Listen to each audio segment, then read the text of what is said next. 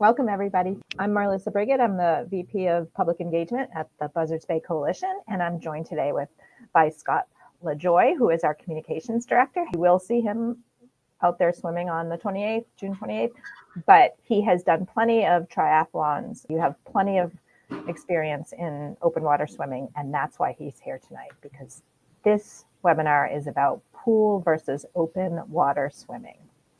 If you are live, feel free to just pop your name in the comments, let us know where you swim, and throughout the whole thing, if you have any questions at all, we would love to hear them. So just put them in the comment section.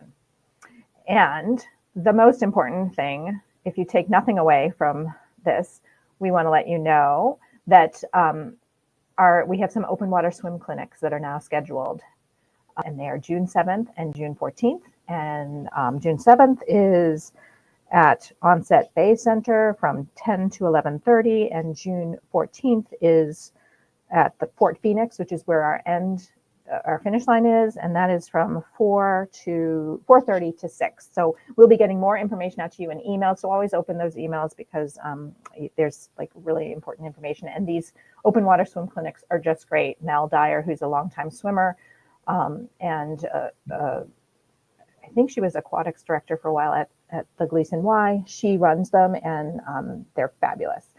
And I just want to say hi to Rena Chaplow, who swims on Cape Cod Bay. So welcome, Rena. Okay, so we figure everyone's working out in the pool right now. Some of you may not be. Well, Rena, maybe you're actually already in Cape Cod Bay. I don't know.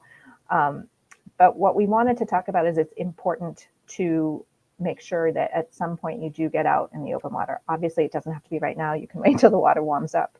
But Scott, can you tell us why it's important for swimmers to go out in the open water before June 28th, before the day of the swim? Sure. Yes. So swimming in a pool is a very controlled environment. There is your lanes are there. You're all swimming your laps in the pool, and it doesn't change from day to day.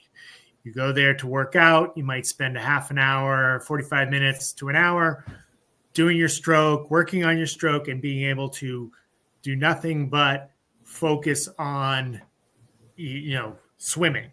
And unfortunately, when you get into the open water, it's a very different experience. First of all, there are no lanes. So one of the biggest challenges, which I'll address first, is swimming in a straight line. We all can get into a pool. We can look down, see our lanes below us. We have our buoys beside us.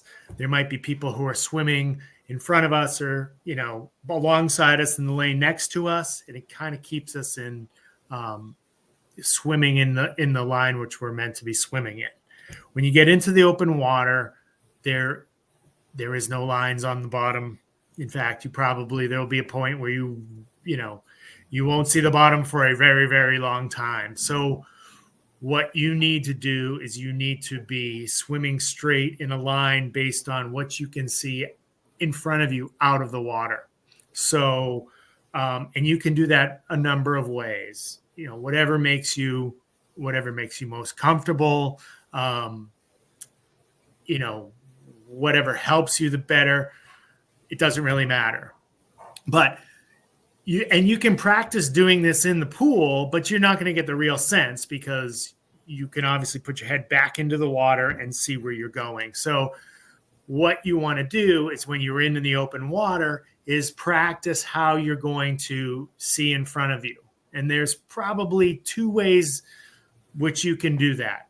The first thing is, if you're doing your freestyle stroke and your head is in the water and you've been working on that, keeping your head down, keeping your body tilted in a way that is you're going kind of in a downhill direction, you're going to have to occasionally pick your head up out of the water and change your positioning in the water, because your head is now going to be up. Back part of your body is going to sink a little bit, and you're going to sort of ruin your aerodynamics in the water. for however long you want to watch, and look ahead. So, this is something that you should just be working on, so you keep that, you keep your stroke going, but then you have your head up. So maybe your stroke is going to be a little bit different as your head is up, and you're looking and you're trying to gauge something, and you're looking for something in the distance that you're trying to swim towards. And that sometimes can be difficult, because sometimes you pick your head up, you're tired, you can't necessarily focus on whatever's ahead of you. So that takes a little bit of practice too, is getting that head up and being able to focus on what it is that's off in the distance that you're swimming towards. And you can do that. You said you can do that in the pool too, right? Like you can practice that in the pool. You can practice that in the pool as well. And then so moving on to the other thing is taking a break and not trying to continue your freestyle stroke, but rather stopping your freestyle stroke and starting to do an entirely different stroke, either by breaststroke or a side stroke. I've oftentimes done a side stroke where I'll be looking up, and be able to orient myself with my head out of the water, because a side stroke is a lot easier to have your head out of the water as well. Obviously, some people, I was talking to Gazelle the other day, and he was saying that he took breaks by doing a backstroke, which is another great option too. The only problem is you can't see where you're going in the backstroke. How do you avoid other swimmers? How will you avoid other swimmers? If you're doing the backstroke, because that sounds like a great thing. Like if you're a little tired, you just flip over and do the backstroke. Yeah, well, most likely you'll be in a situation where you won't be in a crowd right at that point. So you'll switch over to your backstroke. You won't have to worry about hitting anybody. And then obviously the backstroke is not the fastest stroke. So you're not going to be like, it is for me, Scott, coming up on somebody without them knowing. So most likely, if there's someone ahead of you doing a freestyle stroke, they're going to be gaining ground on you as you slow down and do a backstroke. Okay. All right. And we kind of talked, I don't know if this is on your list, but we just sort of talked about it with the backstroke. And I think doing open water practices, especially coming to the clinic, is important because there are other people around you, which you're kind of, it's just different in a pool. It's much more rigid, right? You're going up and back, but being in the open water with a whole lot of other people, it's good to practice ahead of time, right? Yes. And the issue too is that you're in the open water and it's not as clear as a pool. So, because we're not in Florida or the Caribbean, you can't see somebody that's maybe 5 feet away from you. So you have to be taking other cues as well to know how close someone is to you. And that could be, listening. That could be, maybe that you occasionally touch somebody's foot, and then that, okay, there's someone right there. That, maybe that's a point where you do sort of slow down, pick your head up to let that person get a few more feet ahead of you so you can then continue your stroke. I just want to interrupt for just a second. We have a couple more comments that came in, and Jim had a question. Is there a particularly useful landmark in Fairhaven for the swim? Super good question. And I have done the swim, and I was just looking at the fort in general. And we have Kate Riley, our events manager, is in the back room, and she might have a better answer for that. But if you're thinking about it just for the swim itself, Kate, is it the fort that you're looking at? No, well, yes, but we have the fire department brings a giant American flag, and they put it up on a ladder. So just look for the giant American flag, and that's your guide. Oh, I'm so glad. Thank you for coming forward and telling us that. I don't remember that. So, and Kate, just real quick, you do a very straight across. There's no little dog leg to get us around, right? So you're trying to swim the same direction the entire time, correct? Yes, the course is straight, and you will see there's big yellow buoys the whole way. So we have 7 big buoys, and then about halfway through, there's the green buoy that's always out there. So we put the yellow markers on, and we keep it a straight line. And so yeah, just keep following the buoys. Okay. And the buoys will be on the swimmer's right or left as they're going? It is going to be on the swimmer's left. Okay. All right. So that's another thing you probably want to take into account too is, what side you usually breathe on. I am a swimmer who I did not train. I did not grow up competitively swimming. So I never took on the whole, breathe on both sides. I know that a lot of competitive swimmers, they have no problem going back and forth, breathing on whatever side they need to breathe on. I never developed that, so I always breathe on my right. And sometimes that can be an issue when you are trying to look at, different sides of you based on, trying to orient yourself. So if there are buoys on your left and you breathe on your right, you might have to take every once in a while, just to make sure where you are with your buoys. So the other thing, and this is a good transition into what the other issue we wanted to talk about was the waves. Open water swimming has some swells, to some extent, no matter what. And there's rarely a day when you're in glass water in such open water. So I think that you have to take into account your breathing is not going to be the same when the water rises up a little bit and you are taking a breath just inches above the water level, and now all of a sudden the water rises and you aren't able to take that breath. So you have to be aware of that and, kind of take guarded breaths a little bit more. If the swells are coming at you from the side in which you don't breathe, then you're golden. But, depending on what you're swimming at is going to be an issue. Since I'm a right-sided breather and most likely the swells are coming in from the open water, I have to be aware that I'm going to, occasionally get a little bit of water in my mouth because that's what's going to happen. I just want to say, so swells sounds scarier than I think it is. I like a little chop. Oh, yeah. I don't think we don't really have swells, and the swim is timed so that we're coming in with the tide. So you're kind of going across with the tide. So There's no current.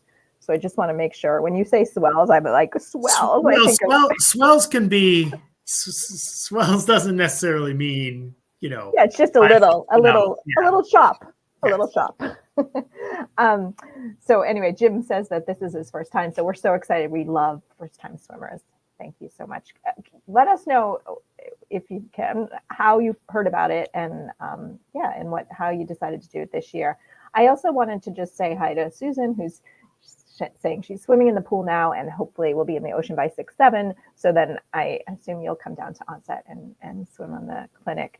And Coco's in the back. And Coco, if you want to throw up any comments, you can, because for some reason the comments don't survive when we do you can't find the comments afterwards. So I always like to just put them up there so that we know that, we can say hi to the people who came on. All right. What else, Scott? Why else should we go out in the Yeah. Well, the other thing is water in the mouth, right? When I swim in the pool, I usually keep my mouth open and, there's pool water that's going kind of in and out of my mouth and, it's not that big of a deal. I don't swallow any, but the fact that it's going into my mouth, you're going to be the first time you get into a saltwater open swim, and you're just used to keeping your mouth open, you're going to have some issues because you're going to be tasting a lot of salt water. So the best thing is to get used to that and or start practicing keeping your, your mouth closed. So I think that, especially too, there's going to be a lot more other things in the water too. Like there's going to be some floating seaweed and other things in the water that you probably just don't want to get in your mouth. So whereas a pool doesn't have anything floating in it. So so I think, things like that. I think that there's just that lack of underwater clarity.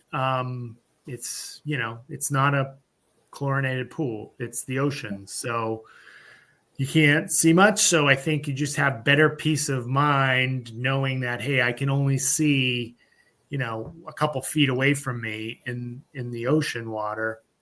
And then so if you've done it before, the time you jump in for the swim the first time, it's not kind of harrowing to you. Right. The other thing is like just getting used to the temperature. It might be a little bit colder than the pool come June 28th. So which brings us to wetsuits. Actually, yes. We wanted to talk about wetsuits. Sure. I'm going to be wearing a wetsuit. 80%. I think 80% of our folks wear a wetsuit. Yep. And this wear your wetsuit to the pool. Actually, Jim, I saw that Danielle Gilmore from the Gleason Family Y told you about the swim, which is great. And she's been on on one of our earlier webinars. We think she's great. And she mentioned in the webinar she was in that she encourages people to wear the wetsuit to the pool. You might feel a little silly, but you do have to get used to swimming in a wetsuit. So just bring it to the pool and wear it there because it's different, right, Scott? Like it's not the same as swimming at a pool without a wetsuit. Correct. Yes, it is a different flotation, and it helps you with your body position. So if anybody have issues with keeping their body at more of a downhill position, the wetsuit will help. It'll keep the denser muscles in your legs, giving them a little bit better floating angle. So by all means, yes, put on the wetsuit. The first time you put on your wetsuit, it's going to feel a little constricting. I know I haven't worn mine in quite a long time, and I might have gained a few pounds since I last wore it. So it is going to be a little constricting. But again, it shouldn't affect your stroke in a negative way. If you are used to, how the suit pulls you back, it actually helps rebound as you're stroking. So it's not a bad thing. Don't feel like this wetsuit's going to slow you down. It's going to help you. It's going to help you float. It's going to help you with your aerodynamics. I feel confident that it's helping my stroke. Two more things I wanted to make sure that I got out here is, and then Jim has another question. So I'll just do one of them.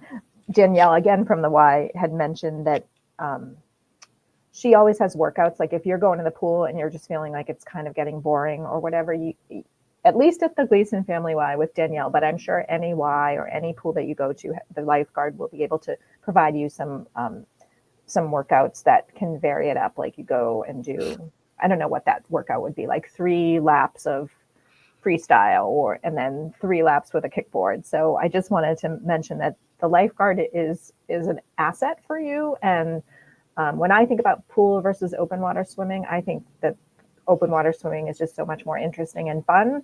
And so I think, how do you make the pool a little bit more interesting and fun? And that's just one thing that I just wanted to make sure that I got out there, is that feel free to use the lifeguards to ask.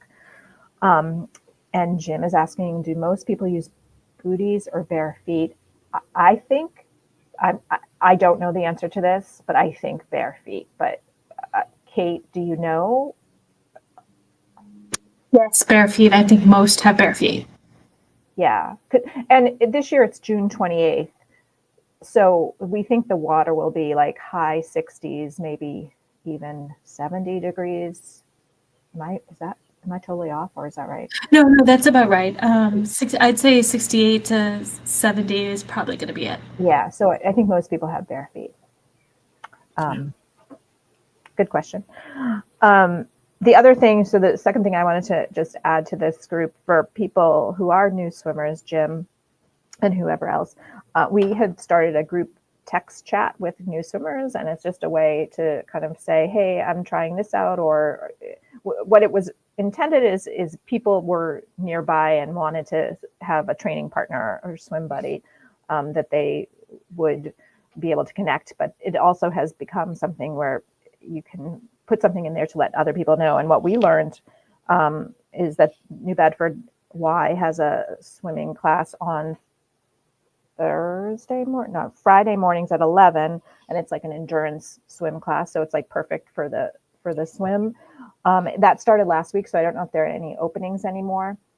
And then Fall River Y has a class called Swim Strong, and that's on Thursday nights, and that's actually a drop-in. I mean, you can go for the whole time, or you can just drop in, and it's sort of a similar thing. It's helps with endurance, and we learned about that from the group chat. So if anybody wants to be in the group chat, just email us, and we can add you.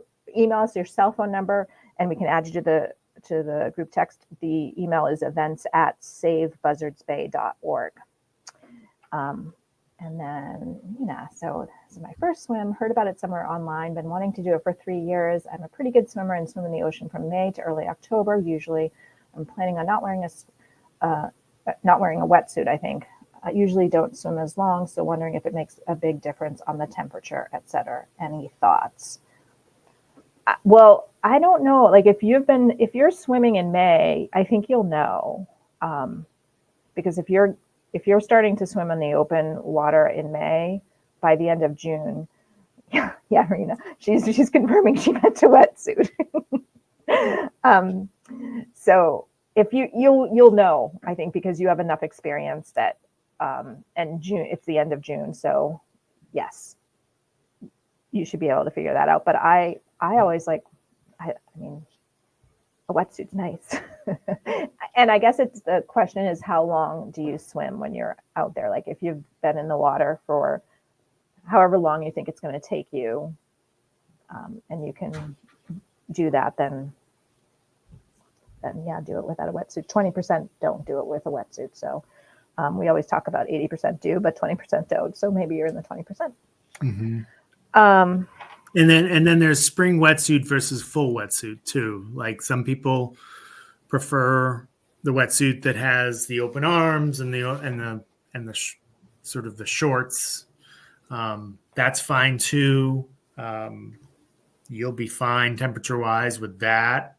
You know, you'll be fine. I think any of the choices, you'll be fine temperature wise. You'll be comfortable, you know, but I think that obviously flotation is best with a full wetsuit, pretty good with a spring wetsuit. And then, you know, if you decide you just want to be on it without the wetsuit, then by all means, go for it.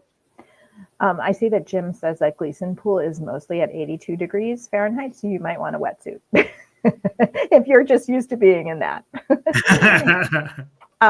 I do have one other question that came from my daughter who just signed up today. Shout out to Ella for being our getting us halfway to our goal. We want to get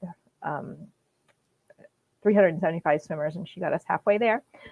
So she's actually swimming right now, so couldn't join us, but wanted to know, like, and this is a good question for Scott, like, if you're swimming in a pool and practicing in a pool, don't you have to practice a lot longer?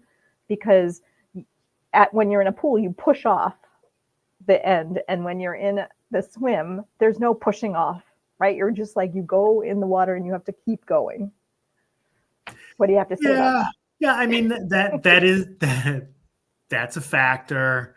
Obviously, when you see professional swimmers kick off the wall, I mean, they actually have rules that have how far they can go before they surface, and that there's a lot of discussion about, how much does kicking off really help you? I don't think she means like kicking off and going like swimming underwater for a while. I think she just means just the little bit of push you give yourself. Yeah, exactly. So, I mean, that's, you can give yourself a little bit of push, and it helps you a little bit.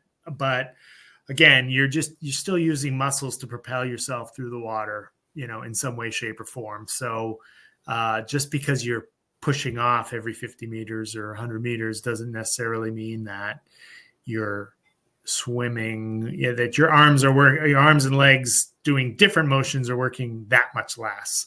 I don't do flip turns in the pool because I've never swum competitively. So I never had to put that on. And then that was my reasoning for not doing it, is like, why bother to do something that I'm not going to do in a long distance? Yeah, I didn't mean flip turns. I just meant, I think right. She just means pushing off. Yeah. 25 yards and stops and then pushes herself off. Like, Yep. I think that's all that we had. If anybody has any questions, feel free to ask them. We have one more swimming webinar. And there's a question coming in. The last webinar is Ask the Swimmers, and it's going to be June 3rd. If that's the first, it's the first Wednesday of every month. So I think that's June 3rd, 6:30, and we'll send out the link soon. So James Winder, I saw a drill where they were doing dead turns a foot or two before the wall to give you a feel for accelerating, changing pace too, without the push off. Yeah, that's a great idea. That is something you can do if you want to work on it, and then get that feel for, so you don't have those push offs. Just don't push off very hard. Just kind of stop, and then just start swimming again. Don't push off that. Just push off enough to get you into that good position that you want to be in to start your stroke and actually start stroking. And then we have to bring Kate back up because James has another question that only Kate could answer. And it is about the escort kayaks. Is the check-in something that takes a chunk of time? Just thinking about budgeting time at the start. When I did it, it didn't seem to take any time at all. But Kate, what do you think? Yeah, it goes pretty quickly. What you would want to do is just give yourself a little bit extra time. I'd say at least 15, 20 minutes extra time. So show up a little bit early.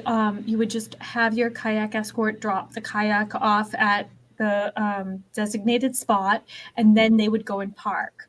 They would come back and get their kayak inspected, which doesn't take long. It just takes a few minutes. They just make sure you have 2 life jackets, a whistle, and that your kayak is in floating condition. And once that's done, you get a piece of paper and you can hand it to this. The kayak escort will hand it to you, and then you bring that to check-in. So I'd say give yourself an extra 15 to 20 minutes, but just for dropping the kayak off, parking, all that stuff. Good answer. And if you have a kayak escort, don't forget to have them sign up, because I think we only have a few people who have actually signed their kayak escorts up at this point. And at some point we get overwhelmed with all the having to track down all the kayak escorts. So if you have one, make sure that they register on the page. And I noticed that Coco put up our swim resources in the comment section. So that's always a place where you can go and find, we have fundraising information, training information, all kinds of things. So feel free to always go to there for all information. Jim is asking, how early can we check in on the day of the swim? Kate, we're just going to keep you up here. Check-in starts at 5:30. 5:30 a.m. Yeah, 5:30 a.m., not p.m. Yeah, check-in starts at 5:30 a.m. But we also have pre-checks before. So if you're afraid of waiting in a big long line to get your cap and your number, you can always go to one of our pre-checks, which are the Thursday and the Friday before. The Thursday is going to be in Marion, and then at 173 Spring Street, and then the Friday evening one is going to be here at the coalition headquarters in New Bedford, but we'll have more information on that. So always open your emails so that you can get the information that we're sending. We work hard on those emails. But yeah, so, the registration's open from 5:30 to 6:55. We stop registration at 6:55. And he says two life jackets, a whistle. What was the third thing? Just a floating kayak. Just a okay. The kayak. Okay, great.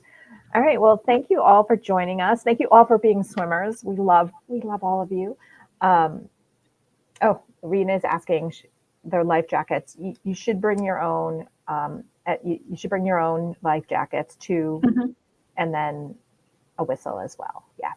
Yes. So one for you as you're in the kayak, and one for your swimmer in case they need any help. You can throw the life jacket to them, and then the whistle is just if you need some support, blow the whistle, or you put your kayak paddle straight up and blow the whistle. That way, our safety team on the water can come over, see you, and come over and help you out.